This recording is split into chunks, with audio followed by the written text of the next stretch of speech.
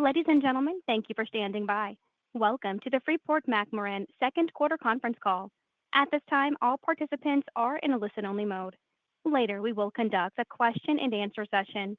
If you wish to ask a question during the Q&A session, press star one on your touch-tone phone.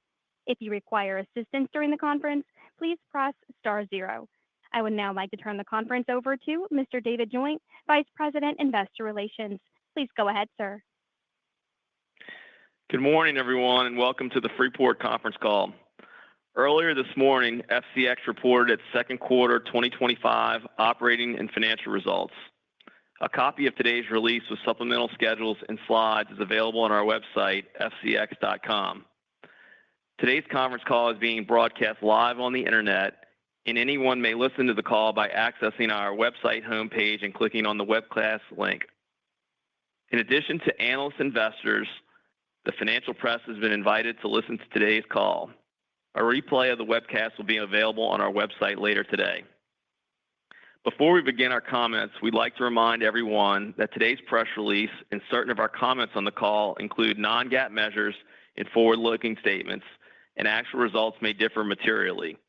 Please refer to the cautionary language included in our press release and slides and to the risk factors described in our SEC filings, all of which are available on our website.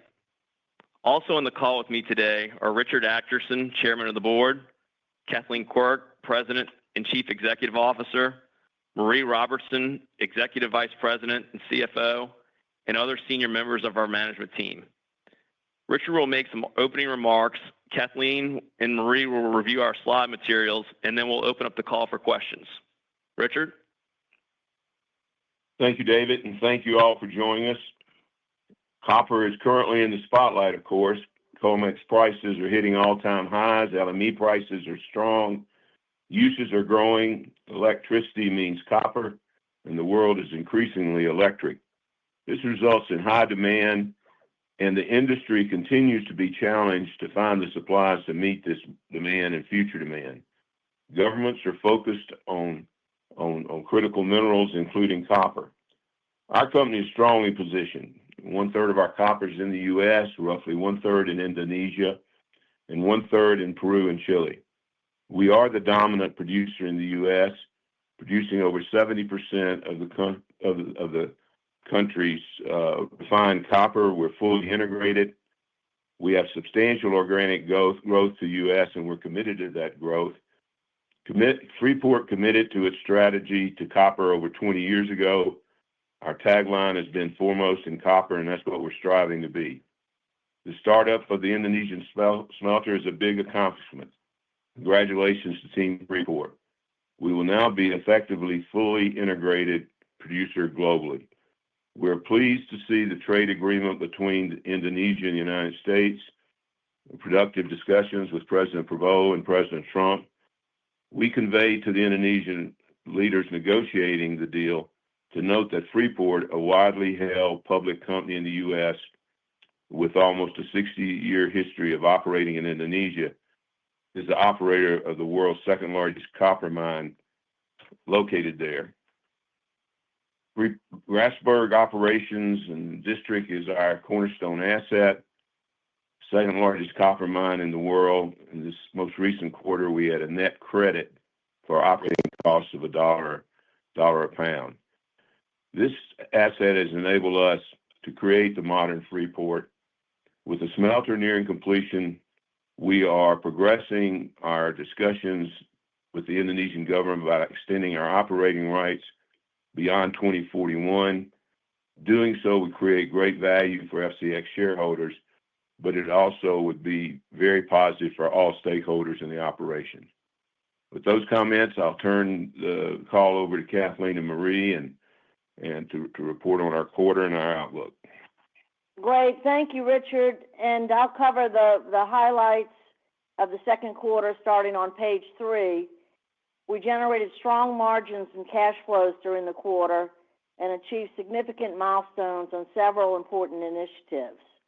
Our sales of copper and gold were better than forecast, and net unit cash production costs during the quarter of $1.13 per pound were significantly improved from what we guided to and from last year's second quarter. with an average quarter copper realization of over $4.50 per pound, which was about 20 cents per pound above the international benchmark pricing. We generated quarterly EBITDA of $3.2 billion and operating cash flows of $2.2 billion.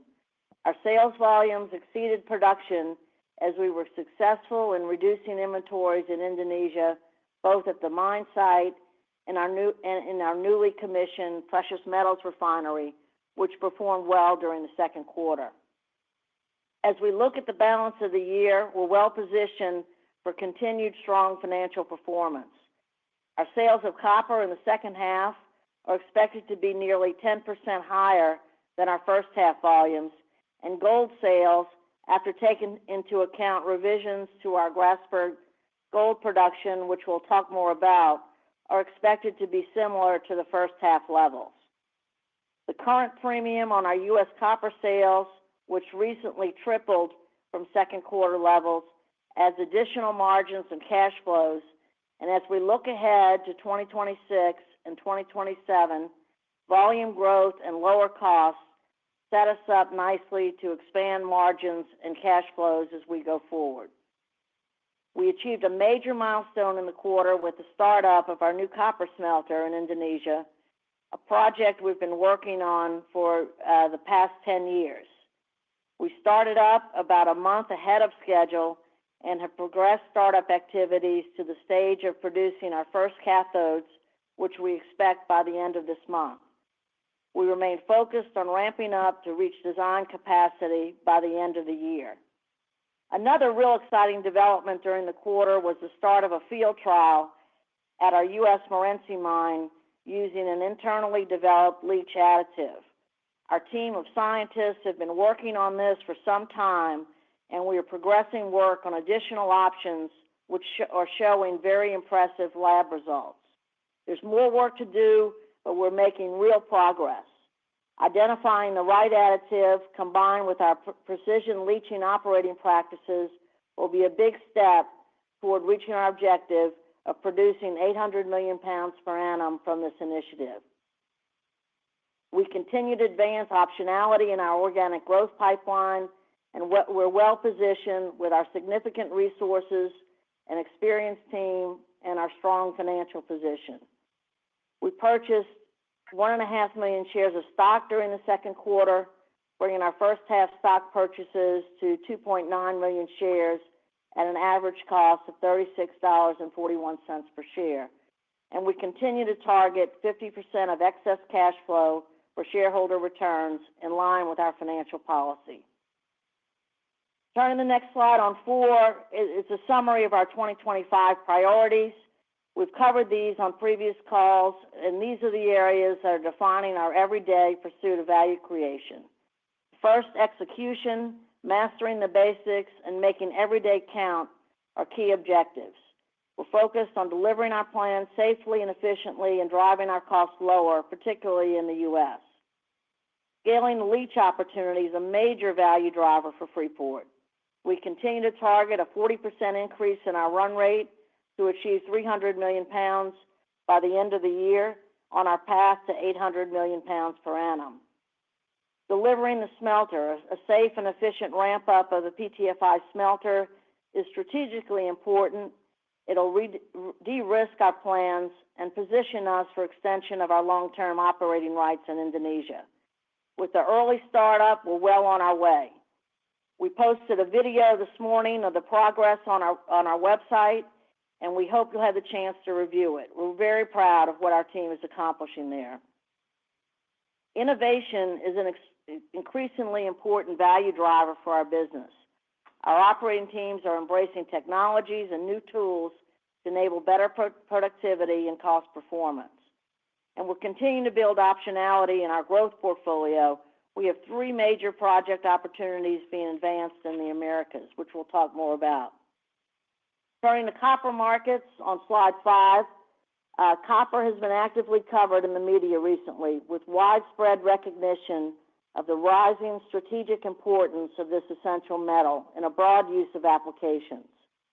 Market fundamentals remain positive, underpinned by copper's increasing use in the global economy and is an important driver of electrification, global energy requirements, and defense systems. Copper prices averaged $4.32 on the London Metals Exchange during the quarter and $4.72 on the U.S. COMEX Exchange. Following the July 8th U.S. tariff announcement, U.S. prices rose significantly. While tariff policies have dominated headlines and resulted in rising inventories in the U.S., global exchange inventories remain at low levels, particularly in relation to consumption trends.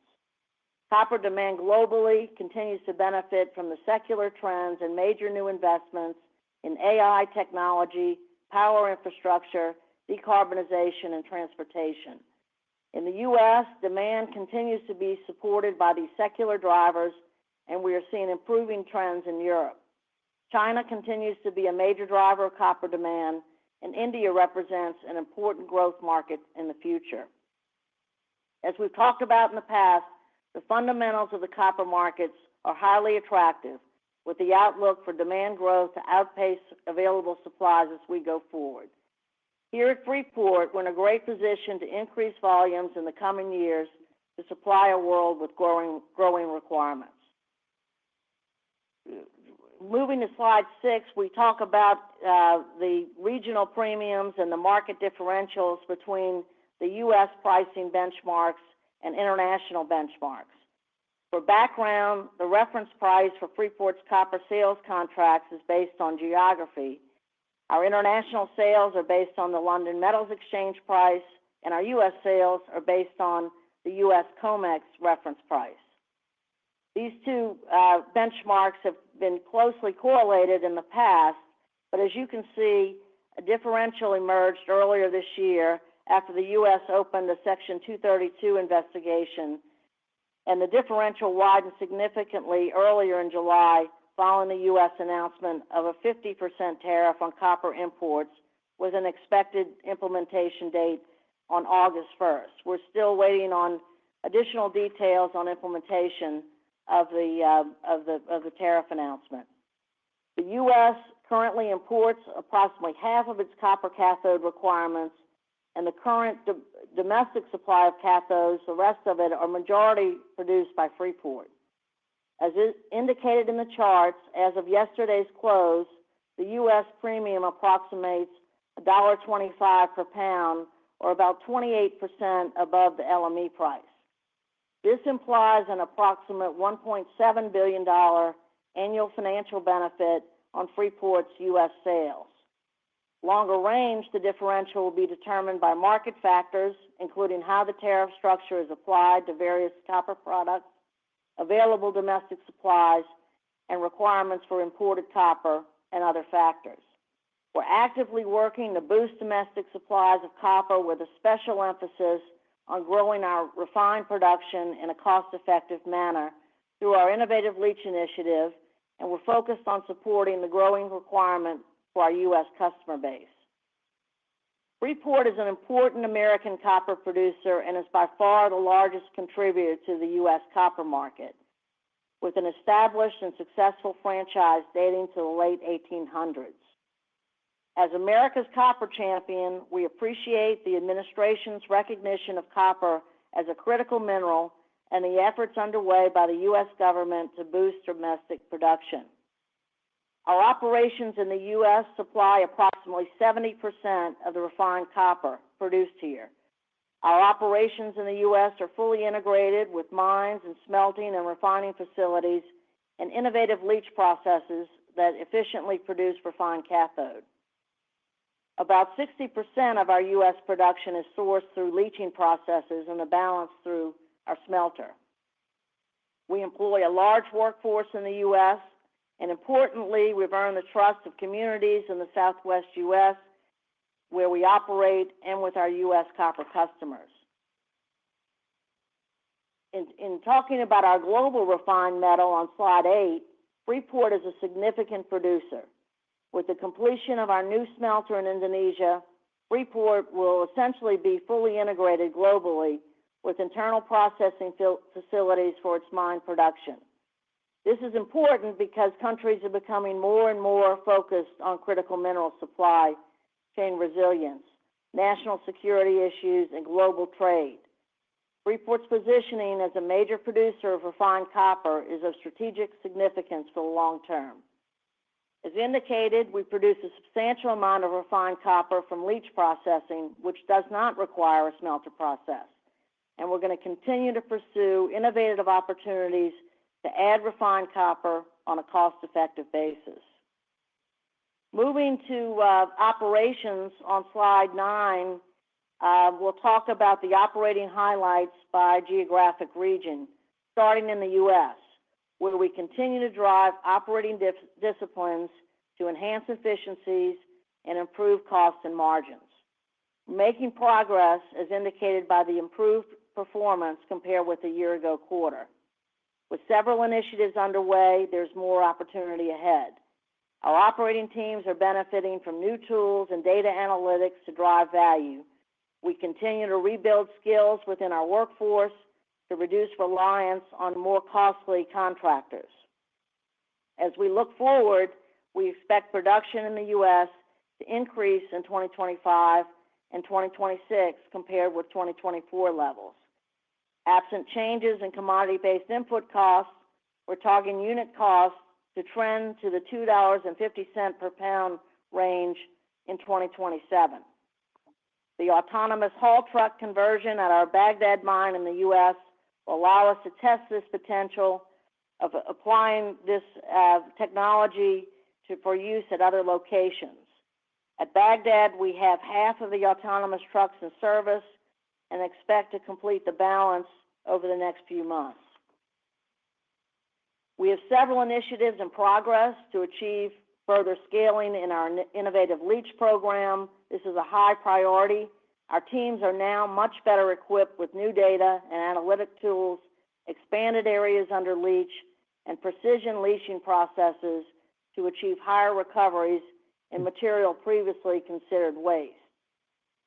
Achieving our targeted run rate to 300 million pounds per annum will benefit 2026 production. We are planning projects to use heat in our injection process to further enhance recoveries, and we're advancing internally developed leach additives to provide additional volumes toward our ultimate target of 800 million pounds per annum. As I mentioned, a field trial is underway at Morenci with our first internal generated additive, and we've recently identified a potential second additive with initial lab testing indicating superior performance compared with anything we've seen to date. In addition, we're advancing new technology and automation in our basic mining processes to optimize performance. Our work to date indicates a significant opportunity for value creation through meaningful cost reduction and reserve expansion within our existing operations. We'll also continue to advocate for U.S. legislation to recognize copper as formally as a critical mineral and eligibility for incentives to promote domestic production. Moving to South America, the team at our Cerro Verde operation posted another solid quarter with volumes and costs in line with our expectations. As anticipated, volumes at Cerro Verde were below the year-ago quarter because of lower ore grades. At El Abra, we have advanced plans to test heated raffinate injections in our leach stockpile there, expected in 2026, and that is targeted to increase copper recovery and metal volumes. We continue to plan for a major expansion at El Abra, which would capitalize on the large resource we have there and bring substantial scale and operating efficiencies to the mine. In Indonesia during the second quarter, copper and gold sales were boosted significantly by a reduction in concentrate and in-process inventory following the mid-March approval of our export permit and good performance at the newly commissioned precious metals refinery, which processed all of the anode slimes produced at PT Smelting during the quarter. Milling rates improved in the second quarter compared with first quarter levels, and that reflected a restart of our SAG 3 mill in the second quarter. In April, we commenced a large planned maintenance project on our SAG 2 mill, which is expected to be completed by the end of the third quarter. This will set us up for return to mill rates in the 220,000 ton per day range in the fourth quarter and beyond. Notably, during the second quarter, net unit cash costs at Grasberg were actually a net credit of 99 cents per pound. As indicated, the smelter startup in the second quarter was a meaningful accomplishment, and we're working to ramp up in the balance of the year. We have revised our near-term outlook for gold to incorporate adjustments to our draw point flow model in the Grasberg block cave. This resulted in an approximate 15% reduction in expected 2025 gold production, but did not significantly impact long-range plans as indicated on the next slide. We provided some information on Grasberg ore grades on slide 10. And for background, the Grasberg block cave is one of 3 currently producing block cave mines in the Grasberg district. It's the same ore body we mined from the surface for over 25 years prior to transitioning to underground mining in the 2020 timeframe. For those of you who have followed us over time, you'll recall there are sections within the Grasberg ore body with significant grade variation, especially for gold. This results in large swings in gold grades depending on where the material is coming from within the ore body. At the Grasberg block cave is a massive block cave. We extract ore from 5 production blocks and have over 900 draw points currently producing within these 5 production blocks. We have a practice across the company of updating our forecast quarterly, taking into account all available information. For our block cave mines, we use industry-proven software to model cave flows and ore grades. And during the second quarter, we experienced lower grades for gold than our scheduling model estimated and undertook a process to review our ore grade models. We recalibrated the model on a draw point by draw point basis to better reflect the timing of various ore grades flowing through the draw points. Importantly, the changes are timing related and not expected to impact the ultimate recoveries over the life of the deposit. In looking at the updated model, we were able to replicate historical results with better precision than the prior ore grade distribution model. With mining, there are always learnings throughout the life of a mine, but the management systems and data tools we use today, particularly in our underground, are much improved from the historical open pit era. You can see from the revised multi-year production forecast that the impact is limited to 2025 gold production. Over the 5-year period, the aggregate production of gold is close to our prior estimates, and there was no significant impact on copper production. With the completion of major mill maintenance in 2025, we're set up to increase mill operating rates in the future.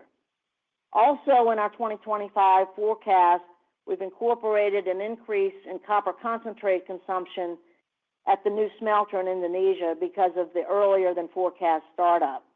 This results in more in-process inventory than previously forecast and is a timing item.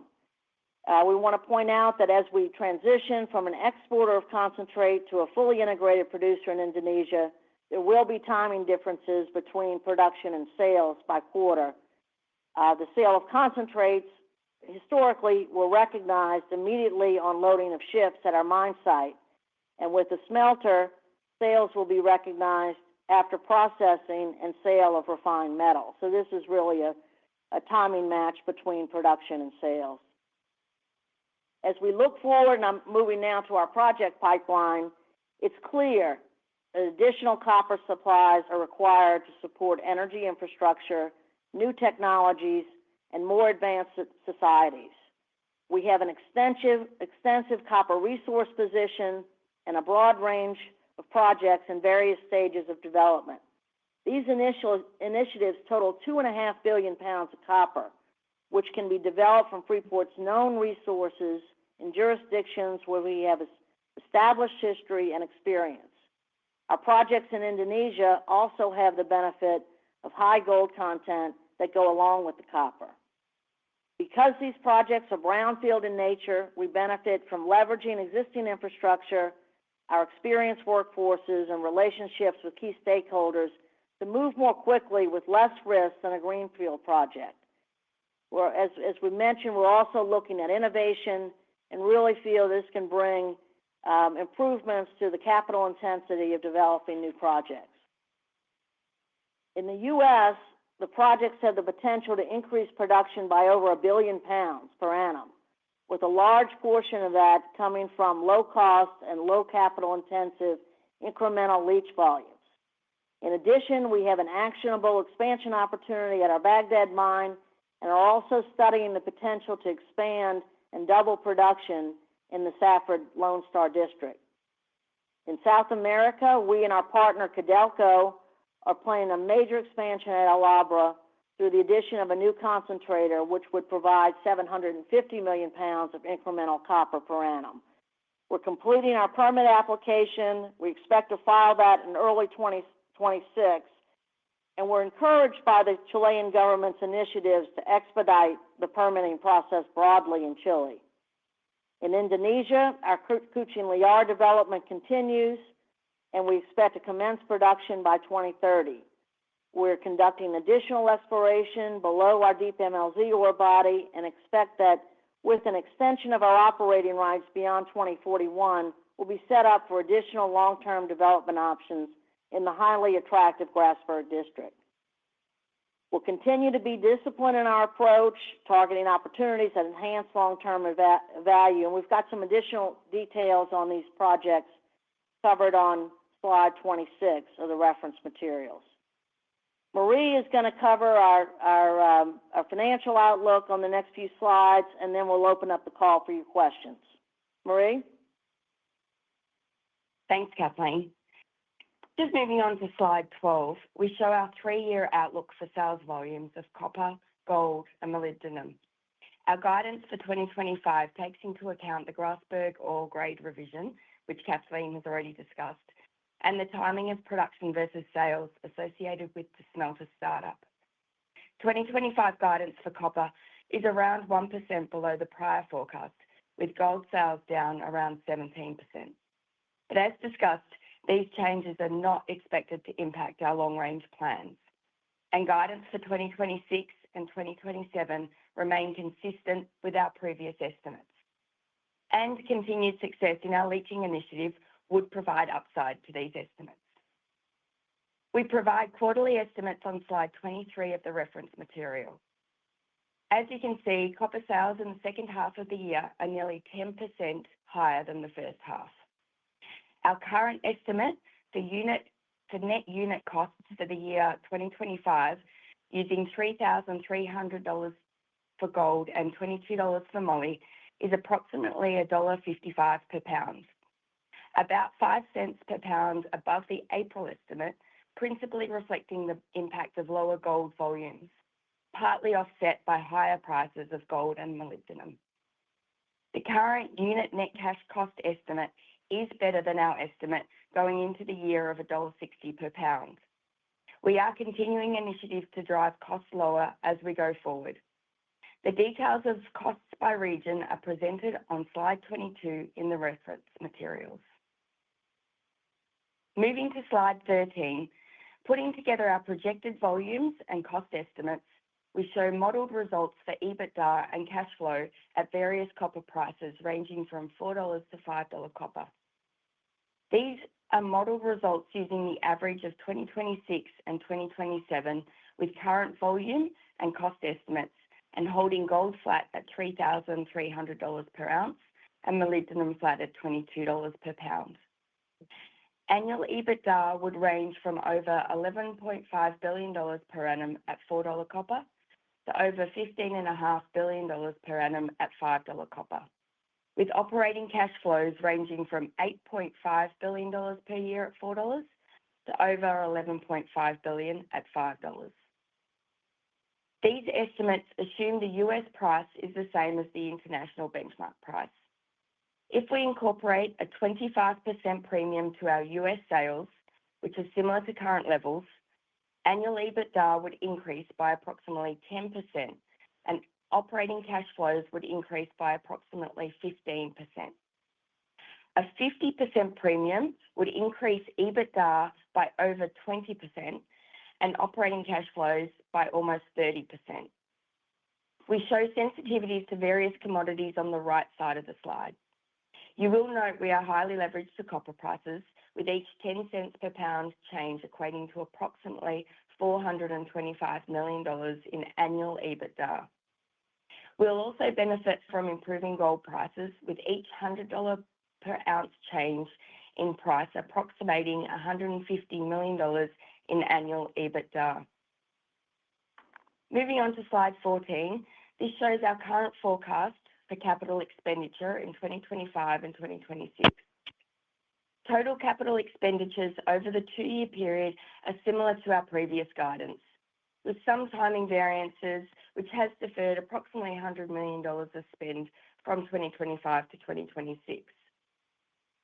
The discretionary projects are expected to approximate $1.6 to $1.7 billion per year in 2025 and 2026, with roughly 50% related to the Kucing Liar development and the LNG project at Grasberg. The balance includes acceleration of tailings and other infrastructure to support the Baghdad expansion, the Atlantic Copper Circular Project, which is expected to be completed by mid-2026, and capitalized interest. The discretionary category reflects the capital investments we're making in new value-enhancing projects that, under our financial policy, are funded with the 50% of available cash that is not distributed. These projects, which are detailed on slide 31, will benefit our results in the future. We will continue to be disciplined in allocating capital to projects that enhance our position and generate attractive returns. This is consistent with our track record of efficient capital allocation and value-driven approach. On slide 15, we reiterate the financial policy priorities centered on a strong balance sheet, cash returns to shareholders, and investments in value-enhancing projects. Our balance sheet is solid, with investment-grade ratings, strong credit metrics, and flexibility within our debt targets to execute on our projects. We don't have any significant debt maturities until 2027. In addition to paying our first quarter base and variable dividend, we have repurchased $107 million of FCX common stock in the open market year to date. In total, we have distributed over $5 billion to shareholders through dividends and share purchases since adopting our financial policy of returning 50% of excess cash flow in 2021. And we have an attractive future long-term portfolio that will enable us to continue to build long-term value for shareholders with the remaining 50%. We actively monitor current market conditions and carefully manage the timing of our projects to ensure our financial flexibility remains strong. Our global team is focused on driving value in our business, committed to strong execution of our plans, providing cash to invest in profitable growth, and return cash to shareholders. In concluding today's presentation on slide 16, Freeport's large-scale, low-cost, proven producing assets, actionable low-risk growth options, experience and leadership in the global copper industry, as well as our advantageous US footprint, provide a strong foundation for the future. Thanks for your attention, and we'll now take your questions. Ladies and gentlemen, we will now begin the question and answer session. If you wish to ask a question, press star one on your touch-tone phone.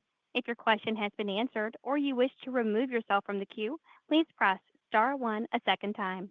If you are using a speakerphone, please pick up your handset before pressing the numbers. We ask that you limit your questions to one. If you have additional questions, please return to the queue. One moment, please, for our first question. Our first question comes from the line of Bill Peterson with JP Morgan. Please go ahead. Good morning, Bill. Hi. Good morning, Kathleen and team, for taking the question. I wanted to ask about the, I guess, the mine plan change. And it sounds like you look at this on a quarterly basis, but trying to get a sense for, I guess, what's changed now. Is it something you had seen earlier, but felt you needed more data to, I guess, change the plan? And just anything else that went into, basically the modeling update and in plan. Yeah. Thanks for the question. And Mark Johnson is here on the call if we need to fill in anything. But we update our quarterly forecast, as I mentioned. We update our multi-year forecast every quarter. In Grasberg, we go through a process for each of the ore bodies and look at what the expected rates are. In determining the grades, we use an established software package that the industry uses for modeling block caves. And we did detect, starting in the first half of the year, some differentials between what we were actually getting out of the recovery of ore grades versus what the model suggested. Historically, it's been pretty close match. We did recalibrate it once before at the end of 2023. It didn't have material impacts, but we took on a process to look at the various settings within the scheduling model, and were able to develop a update to the calibration that replicated very, very closely the match that we've historically were realizing. And so we have updated that. You need to consider just the background of the variation of grade within this ore body. And we have 900 draw points that we're collecting ore through, and there could be changes in the timing of how that ore flows through the draw points, from which sections it's coming from, particularly below the pit, where you remember our in the open pit area, we had a very high grade core of gold at the bottom of the pit. So the interplay of the flows, where it's moving, is really just a timing of figuring out scheduling of how that will roll through our grades. And we were very close when we recalibrated the model over the long term, but it did have this short term impact. So I don't know, Mark, if you want to add any perspectives to those comments. No, I think, well, you handled it very well, Kathleen. One thing I just might want to mention is what we're seeing is that as we start mining from a draw point, we're very confident because the material is just directly above the area that we're mining. As we continue to pull through this column of rock, some of it is up to 500 meters above us. This estimation becomes a bit more complex. Not all the material makes its way through that column at an equal rate. The smaller material tends to work its way through the column of rock quicker. And then also we have material that shifts laterally and can end up in other draw points. So it becomes a bit more of a big mixing as you get further up. And as Kathleen mentioned, the team that we have on this, the tools that we use are world-class. And really, we didn't see much variability at all on the copper. It's much more stable in the grades, but the gold can shift in value quite dramatically over a relatively short distance, same as it was in the open pit. But in the open pit, we knew exactly that volume of material that we were mining at any given point. And as I mentioned in the block cave, that becomes a bit more of a complex estimating of how that material will work its way from the higher areas of the block cave down into these draw points. Thank you, Mark. Thanks, Mark. Thanks, Mark and Kathleen. Our next question comes from the line of Katja Jancic with BMO. Please go ahead. Hi, thank you for taking my questions. maybe, Kathleen, you mentioned you continue to expect costs in North America to decline over the next 2 years. But if I'm not mistaken, that doesn't incorporate expectation for the impact from tariffs. Can you maybe talk a bit about how could tariffs impact that outlook? We're monitoring very closely the impact of tariffs.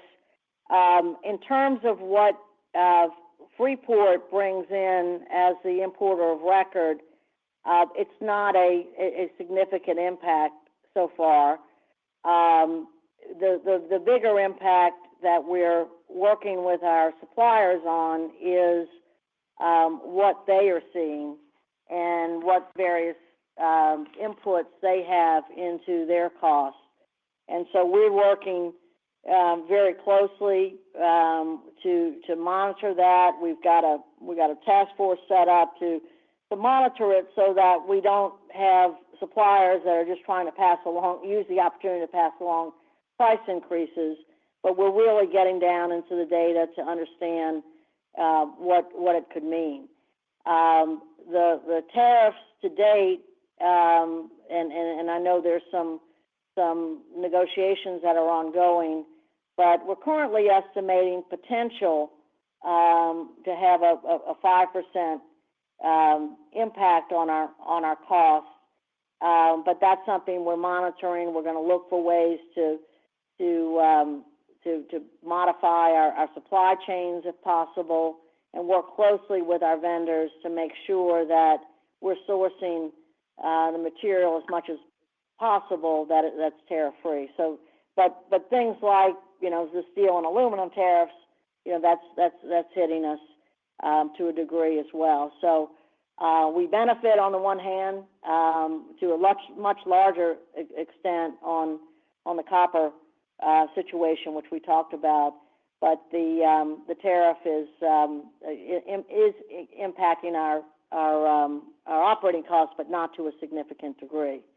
Really the cost savings that we're talking about are really the efforts underway to drive better efficiencies through our innovation that we're doing, focusing on the basics, rationalizing contractors like we talked about, reducing unplanned downtime, getting better asset efficiencies. Our asset health is in much better situation in the U.S.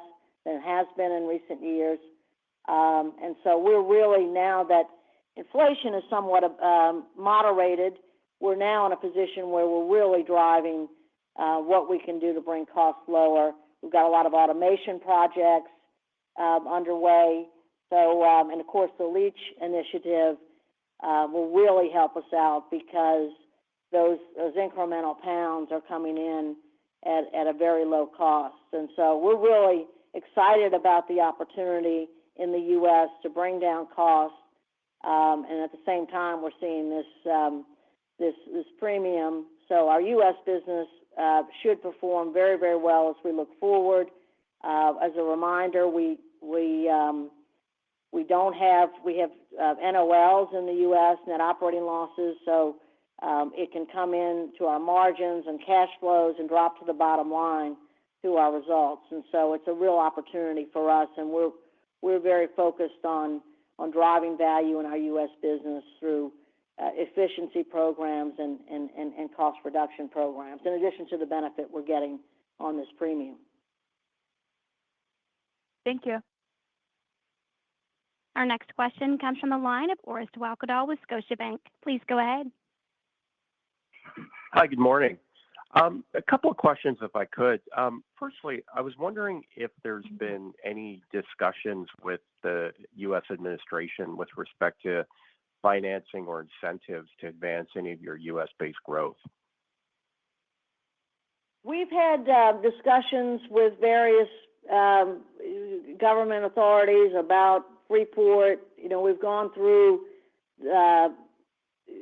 submission of the 232 comments, and we've engaged with various representatives of the U.S. government, just as an education about what Freeport is doing in the U.S. as a dominant producer. We talked about supplying 70% of the refined copper that's produced in the U.S. to this market. We've talked about the technology and the innovation that we have in the business that will allow us to potentially, in the short term, bring on some additional refined copper. It's not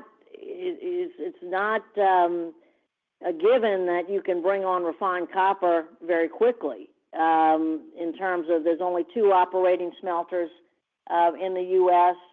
And what we can do in the short term is really try to boost production, refine production through our leach initiative.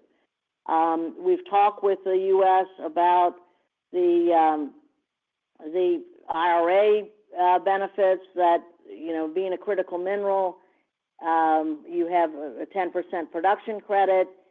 Copper is not currently on that list, and we're working to try to get copper on that list. We know with the recent legislation, some of the IRA benefits are being phased out. But really what we are hoping to accomplish, we're very happy about, the attention to permitting reforms, but we're hoping to accomplish incentives that would be long-term in nature and really could boost U.S. refined production.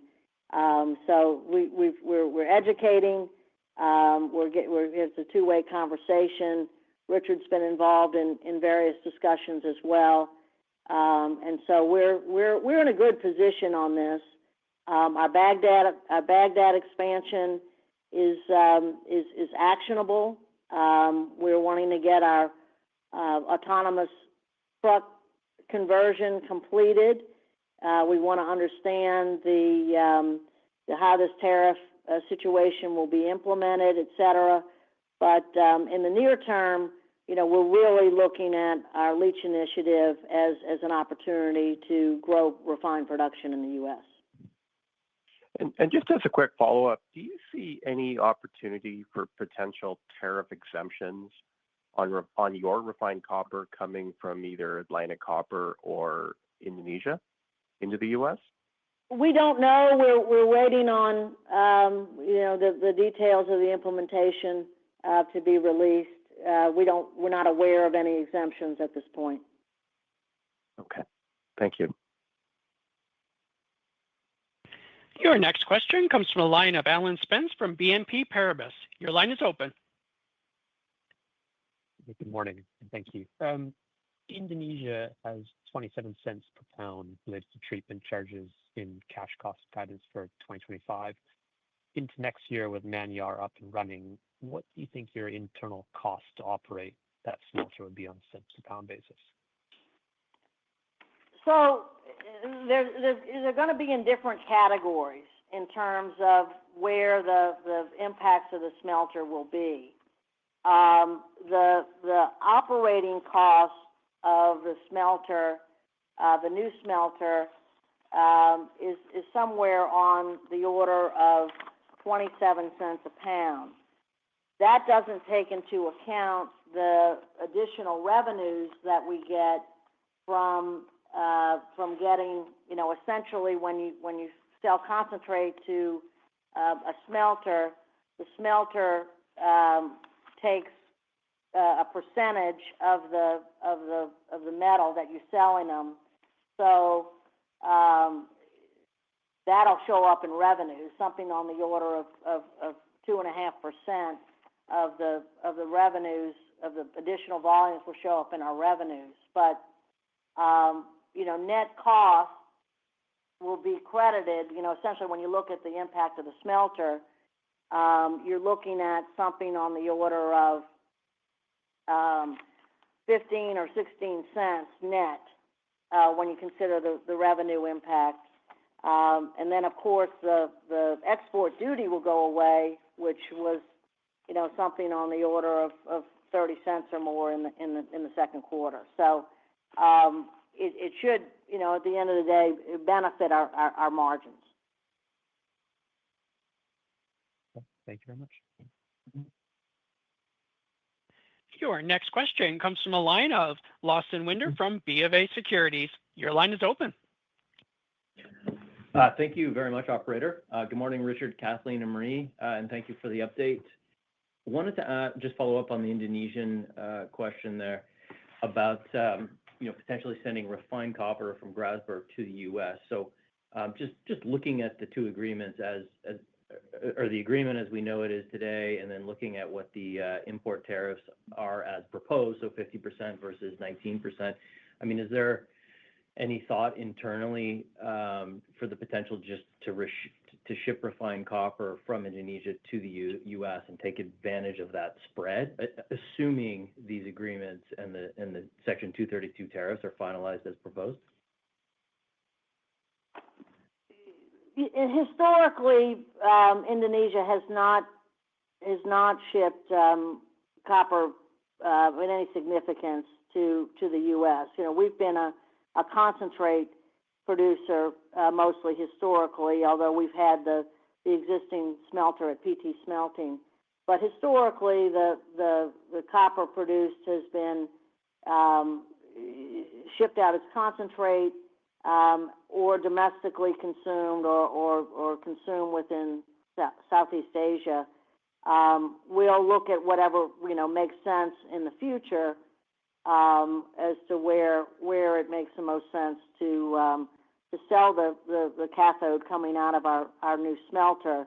The logical places in the near term will be continue to sell in Asia, but we'll look at what makes the most sense. The point is that as the U.S. is looking at its strategic interests in critical minerals, having a U.S. company with a significant ownership of this operation in Indonesia and management over it, it gives the U.S. essentially a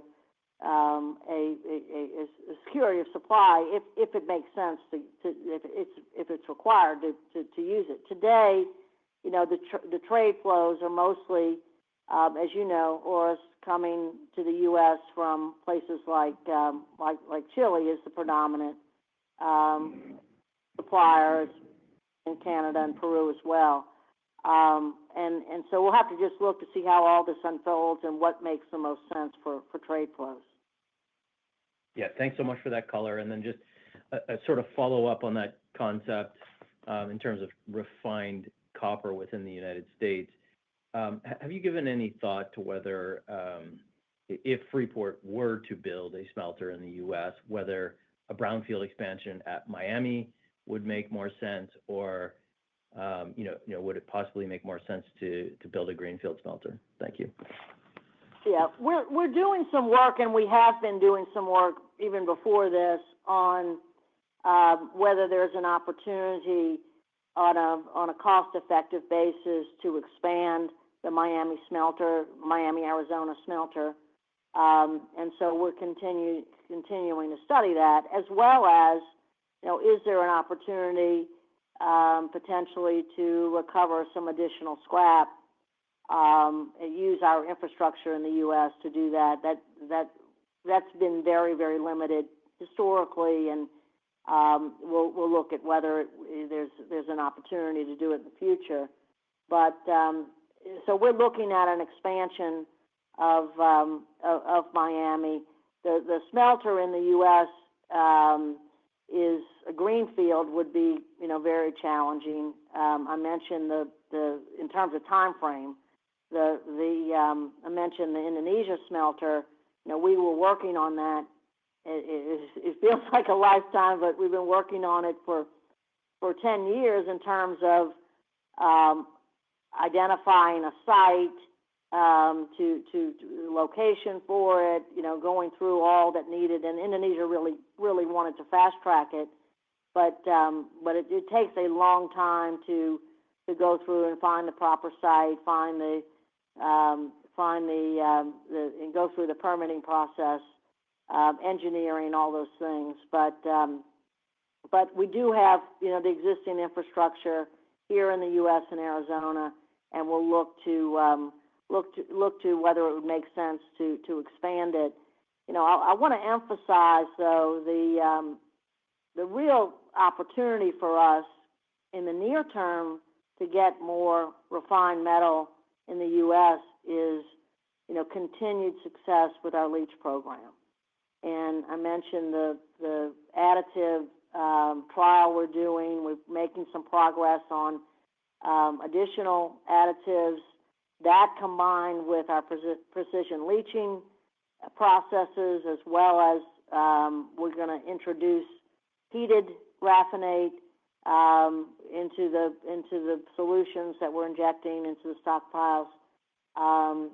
So we're working on those things, and that can happen more quickly than trying to develop a more costly greenfield smelter. Thanks very much, Kathleen. Appreciate it. Our next question comes from the line of Liam Fitzpatrick with Deutsche Bank. Please go ahead. Good morning, Kathleen and team. First one on the buyback. It was still very modest in Q2 in terms of the pace of buyback, and despite net debt being well below your target now. Can you just outline what's holding you back at the moment in terms of increasing the pace of share repurchases? And if I can, one quick follow-up on Indonesia. I know you've said the 2026 guidance on copper and gold is unchanged, but given the variability you're experiencing, what level of confidence do you have, or can you really have in that medium-term gold guidance? Thank you. On the first question regarding the buyback, we are applying our financial policy, which is, to distribute through dividends and share buybacks 50% of our available cash flows, and that's about where we are through the program, about at 50%. Now, we've just seen this change on the U.S. premium. It tripled from the second quarter. So, should it continue to be significant as it is today, that will provide more cash flow for shareholder returns under the policy. And with respect to being below our net debt target, you'll recall that half was for the shareholder returns and half was for balance sheet or profitable growth. And we've got several projects that we are looking at that, like, for instance, the Baghdad expansion project, which we haven't made a decision on, but potentially that could use some of the other 50% that we've generated since we put the policy in place at the second half of 21. So that's where we stand. We should have, as we look forward at today's prices, we should have more cash flow to deploy to our shareholder returns. With respect to the gold volumes, we go through a comprehensive process every quarter. We feel confident with the modeling that we've done, and that we feel that the gold grades are there, and so we'll just keep working as much as we can to get our rates up. We were impacted in the first half by two major projects, maintenance projects. The one of the concentrators was down for the first quarter in Indonesia, and the second one is down now. But those are the maintenance will be completed at the end of the third quarter, and we'll be able to increase our mill rates and keep the mine rates going. So we feel confident in using the best information we have today. Mining is does have risks, as you know well, but we're working hard with the data we have, and you can look at our historical performance, and I think we've done pretty well when it comes to executing on and keeping our information up to date, so that we don't have surprises. The other area that's real important for us is getting the smelter up and running. In the fourth quarter, we expect to not be exporting concentrates in the U.S. Our plan does not assume any exports in the fourth quarter, and all of it will be coming from the new smelter. And so we're real focused on making sure that we get that smelter up and running, and things are going well so far. But the nature of these smelters is such that you do have issues from time to time. We've incorporated the ramp up curve in our estimates, but we're going to work hard to execute on these plans as we've done in the past. Okay, got it. Thank you. Our next question comes from the line of Carlos de Alba with Morgan Stanley. Please go ahead. Yeah, thank you. Good morning, everyone. So just coming back to the discussion of the smelting, Kathleen, what can the potential Miami expansion accommodate the increased concentrate from Baghdad and the concentrate portion of Lone Star expansions when it comes, or if not, then what would be Freeport's options to handle those additional concentrates when they come? Yeah. So with respect to the Miami expansion, we've been looking at something on the order of 30% increase to the current concentrate treatment. Miami, by the way, the Miami smelter is performing very well, and that team has been very helpful. That and the Atlantic Copper team both have been very helpful with our new smelter in Indonesia and helping our team there to achieve the ramp up. But we've been looking at something on the order of 30%. Interestingly enough, on the Lone Star project, it will be, kind of like over time, kind of like a Morenci, where you have a significant portion coming from of the production coming from the leach volume. So depending on how we do with our leach additive, we may have the option to send more to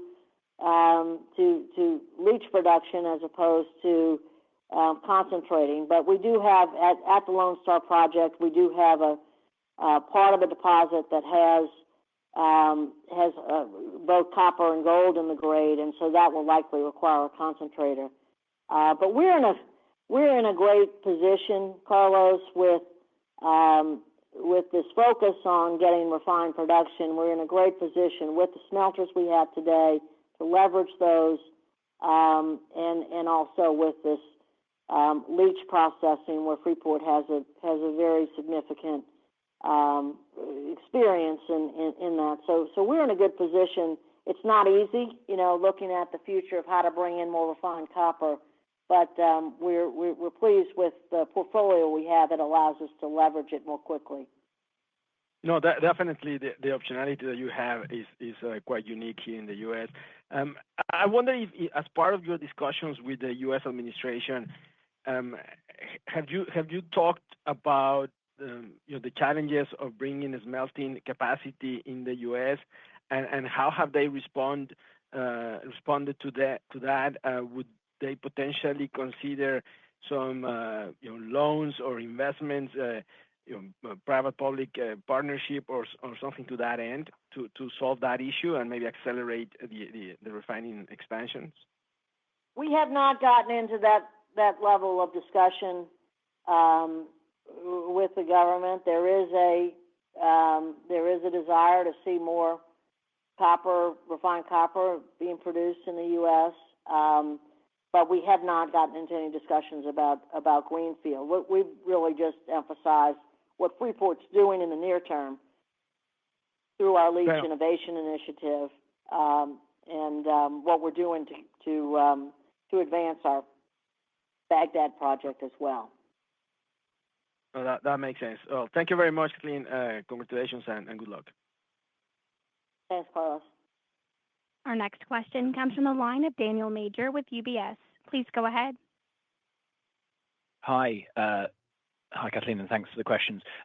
Just to follow up on the smelter, Indonesia smelter and the sales destinations for those volumes. You mentioned the possibility of selling to the US in an environment where there was a preferential tariff kind of regime. Can you make any comments on whether any of the volumes are contractually committed from either the existing or the new smelter over the next 12 months that would prevent you from selling to the US? I just want to come back. I'm not sure that you've characterized exactly what we're saying about Indonesia. In the near term, our plans are based on selling our copper cathode that will be produced. We've been working on marketing plans, and our near-term plans is that will be sold in Asia. We have flexibility. We don't have long-term contracts locked up. We do have flexibility to send it to the place that makes the most sense. I mentioned that the trade flows currently are logistically advantage selling it in Asia. We're very what's happening in Indonesia with respect to domestic production. There's a real desire in Indonesia to bring up its domestic consumption of copper, and there's actually been some infrastructure developed by other companies near our operating site. So we'll sell domestically and then look to where the best market is to sell. But we're not locked up long term. Okay, that's clear. Thanks. Just one other couple of modeling questions, if I may. Could you give us any guidance around working capital for the Q3, given the changes in shipment timings out of Indonesia? Yeah, we do have some working capital requirements in the third quarter, but that's expected to turn in the fourth quarter. For the year, we've had a use of working capital so far this year, but for the year, we're not expecting any kind of material working capital requirements for 2025. Okay, thanks so much. Our next question comes from the line of Chris LaFemina with Jefferies. Please go ahead. Hi, Kathleen. Hi, Richard and Marie. Thanks for taking my question. So basically, I want to ask about the market. So we have COMEX prices up more than 40% year to date. I'm not sure we've ever had the price rally this much in such a short period of time from a pretty high starting point. And, U.S. industrial economy isn't exactly firing on all cylinders right now. So I'm wondering, demand implications of this massive price spike in the U.S. And even globally with LME prices rising as well. Do you think these price increases can be tolerated? Demand is inelastic enough that this isn't really going to be affected by higher prices, or are we getting to a point now with COMEX approaching $6 a pound that you could see real negative implications on demand? Thank you, Chris. It's an interesting question. When we look at the demand drivers for copper and the secular trends, we see continued strong demand. What we do see from time to time, and we saw it, last year in China, and you may see some of it going on in the U.S., is when prices move rapidly in a short period of time. Some customers will try to figure out if it's real, before they buy, and people are trying to understand what the implications of this tariff are, and the details haven't been released yet. But underlying, the what's going on with you hear about it every day, the AI data centers, the need for more energy infrastructure, more power generation. The underlying trends are significant. Copper within big projects doesn't end up being the biggest item. And so, people people need it, and it's a metal that is the best metal when it comes to conducting electricity. I can't give you a precise answer about whether there will be any short-term impacts from it, but I think the long-term trends are positive in terms of needing copper to fulfill what we're trying to do from a technology standpoint and overall energy infrastructure standpoint. Richard and Steve Higgins is on as well. Richard, I don't know if you want to add anything, or Steve, to what I said. Yeah, let me just say a couple of things, Chris. This move that you've talked about reflects the fact that there was this global exporting of copper in the United States in advance of the tariffs. Getting it in here now before the tariffs came to place. Now, there's this big question about what are the tariffs ultimately going to be. They certainly don't reflect even at these prices, they don't reflect the 50% tariff that's been floated, but you really don't know. And so once the tariffs are announced, then there will be an adjustment in flows, and there will be, potentially benefit on LME prices. Ultimately, it's going to be global supply demand that will end up driving it. And then whatever tariffs are there, how they're absorbed, where they're absorbed in the U.S. marketplace. Copper is just so difficult to replace for its fundamental uses because of its inherent qualities. So it's not like, and there'll be pushes as prices rise to find ways to substitute copper, to thrift it, and so forth. But underlying all of that is just nothing conducts electricity like copper, and the world's electric. So that demand, fundamental strength and demand will be there. Steve, I don't know if you have any other thoughts. No, nothing to add. That was very well said. Yeah, I mean, I guess what I was thinking there is, thank you for that, but I was thinking, the competitiveness of kind of downstream in the U.S. And let's assume these tariffs are a permanent thing, do you start to get a mix in demand globally to other regions? And I get it that the LME price depends on global supply and demand, but for Freeport specifically, obviously the COMEX premium matters as well. So do you start to get a shift in tons away from the U.S. to elsewhere, which means that the benefit of the tariff to U.S. producers becomes less over time? Well, I think that very much depends on how it's applied to downstream derivative products, right. Yeah. Which we don't know. And there's another factor here that really we haven't mentioned on this call that's a big uncertain. Going back to a previous question, in the past, we've really only lobbied the federal government to try to make permitting more efficient and try to coordinate permitting between state and federal government. Today, we're encouraging the government, not lobbying because we can't lobby, but encouraging the government to reach deal with our international partners that are favorable to both companies, both countries, and trying to educate people. I'm sure you all watch news commentators, and you hear things that sometimes is just astounding, like people wanting to open up of these old smelters, reopening the old smelters. They don't realize they're gone. The smelters that were once there are no longer here. And to try to build a new smelter in today's world where you have, zero or negative TCs and RCs is a tough deal. Now, they have not raised the idea of government subsidies and so forth.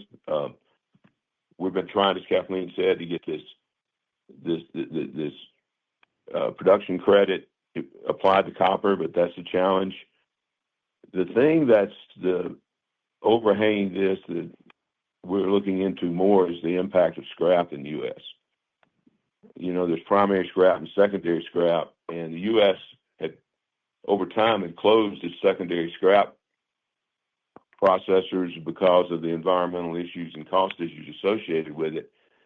And almost all secondary scrap's been going to China or elsewhere. Now there's been some new secondary scrap facilities opened up, and that's the potential source of U.S. Refined supply. But it's complicated as well for the reasons I just mentioned. And but that's the thing to watch. It's what we're watching as we look at all of these things going forward. It's just a complicated, foggy world, and we just all have to focus on doing it. And listen, I'm real proud of what our team is doing. I mean, we've been through history at Freeport of having to dig our way out of some real tough problems over the years.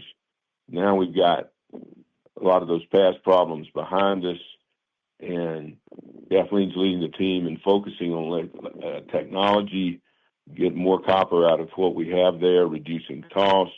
There are ways of doing that. And that's what we're really focused on as we wait for this political situation to clear and to see where we're going from here. Great, thank you. Our next question comes from the line of John Tumazos with John Tumazos Very Independent Research. Please go ahead. Thank you very much. Could you explain some of the hurdles in engineering the Baghdad expansion?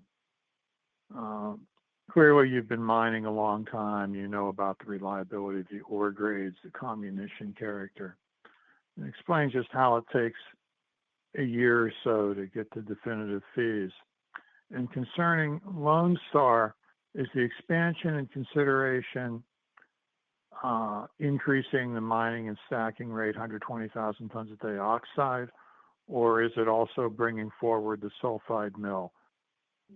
Just looking forward to all the good progress. Yeah, thank you, John. On the Baghdad side, we've done a lot of work there, and we've been working with internally and with our outside engineers on defining that project. And really, it's not been the big constraint for us has just been the ability to execute a project in the environment where we've been in the last few years, in an inflationary environment where labor was really, really tight. And we'd watched projects elsewhere in the industry have big cost blowouts, and that's not something that we wanted to do. And really, from Baghdad's standpoint, we're going to be able to produce these reserves regardless of whether we expand. The expansion obviously would give us more near-term production, near-term cash flows, but it's really a question of when the right time is to start it. And we've been taking the time while we've been considering to advance some things and de-risk the project. With this autonomous truck conversion that we're doing is going to reduce reliance on employment. We will have to expand our employment there, but not to the degree if we had the trucks that were all operated with people. So we've been doing that. We've been dealing with housing at Baghdad. We've been advancing some of the tailings work, which we would ultimately have to do long term, but we've been advancing it so that when we're ready to go, we can just move forward with construction. So we've been creating optionality with the project, but the main the caution that we've had with it is just wanting to make sure that we convince ourselves that we can execute the project efficiently within our capital budget. Now we want to monitor what's happening with tariffs and how that might be affecting capital costs, and so we want some more clarity there while we continue to advance the the autonomous truck fleet. So that's where we stand at Baghdad. Lone Star, we're advancing a study to look at what the next phase of expansion could be. We've got the Dos Pobres deposit at Safford, which I mentioned earlier, is high grade and also has gold in it. So that would be, a concentrator project. But with respect to Lone Star sulfides, we're going to look at the right mix of leach versus concentrating. If we put the concentrator in for Dos Pobres deposit, that will help the economics ultimately of sending some through the mill. But the vision, big picture vision, this is an enormous resource in this district. Big picture vision is to have a cornerstone asset like Morenci that'll be a leach and concentrate producer of scale over a very long period of time. Lone Star was the last, big mine Safford Lone Star was the last big mine that was done in the U.S. We brought it online in the 2007, 2008 time frame, and we've expanded it since then. So it's for U.S. mines, it's relatively new, even though that was some time ago. So we're really excited about the potential there, and we want to get this study done to really define what the flow sheet will look like. Thank you very much. Our final question will come from the line of Brian MacArthur with Raymond James. Please go ahead. Good morning, and thank you for taking my question. Can I just go back to Grasberg to make sure I understand this? You sort of lost 200,000 ounces over your 5-year plan, and again, that sounds to me it's just different flow-through draw points. But if I look past the 5 years, is there anything different I should worry about there? And is there anything you've learned through these whole process that would change your thinking on KL, just given it is a lot higher gold grade going forward? Thanks. Yeah. Nothing has changed with respect to our long-range Grasberg Block Cave plans. We are, to your point about KL, looking at, what is the best NPV when we're developing KL, but what's the best NPV and we always look at the interplay between the grades coming from various ore bodies that could maximize the net present value. So we'll have that opportunity. That the development of Kucing Liar adds, additional optionality within the portfolio. And you've pointed out we've got high grades there, both copper and gold. Currently, the recovery assumptions in our reserves are lower than what we're getting in the mill recoveries, what we're getting in Grasberg Block Cave, but that's a real opportunity for us. So, but you're right to point that out, Brian, and we'll constantly be looking at what the right sequencing is between these ore bodies. And with a 2041 extension, it's going to open up a whole lot of opportunity for us to recover more than we could have otherwise. So we're very excited about the long range at what we can do there. And sorry, you actually went to my second question there. As you pointed out, I mean, the recoveries at KL and the metallurgy was different, was an awful lot lower in the gold. Would you, from what you see now, do you think you're going to be able to get up to the current recoveries you see at GBC, or because obviously you said that's a pretty big opportunity? Yeah, we have not yet. I mean, we've been able to make some changes over time and have brought the recoveries up, but that's still an opportunity for us. Great. Thanks very much for answering my questions. Brian, this is Richard. Let me add just one quick thing on this, because I've observed some things about this grade issue with the Grasberg Block Cave. Just want to point out a couple of things. One, when you look at that shortfall, don't forget to take into account the tax effect of that and also the non-controlling interest effect. The government of Indonesia has 51% of that, and there's a tax effect to it. So I've observed some people overstating the impact of it. And as Kathleen and Mark said, this is not a fundamental change that the resource is requiring us to make operating changes in the way we operate. What we're talking about here is getting a better handle on when that gold in the ore is going to be processed. And we're learning more about it. We're using better models. It's not a resource question. It's a timing question. And we want to give the market, as we always do, our best effort in giving you guidance as to when that gold's coming. It's going to be there. It's going to come. It's a question of when. Thank you, Richard. With that, I'll hand the call back to management for any closing remarks. Thank you, everyone, and thanks for a comprehensive call. We're available if anyone has any follow-up questions, and thanks for thanks. We'll keep you updated as we go forward. Ladies and gentlemen, that concludes our call for today. Thank you for your participation. You may now disconnect.